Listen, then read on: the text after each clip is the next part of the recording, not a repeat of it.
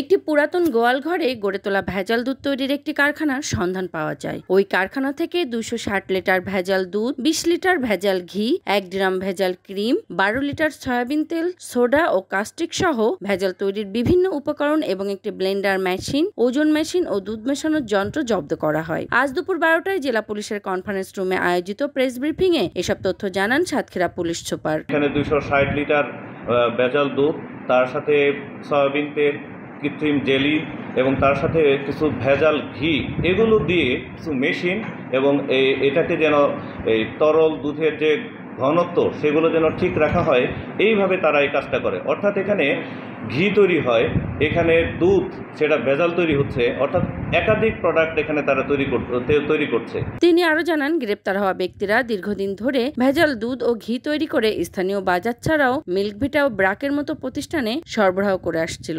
এটি জনস্বাস্থ্যের জন্য মারাত্মক হুমকি।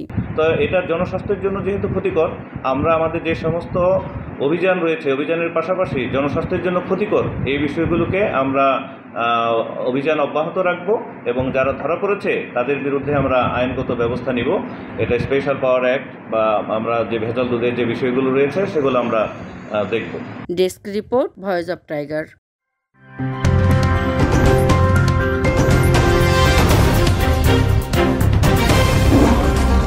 Voice of Tiger.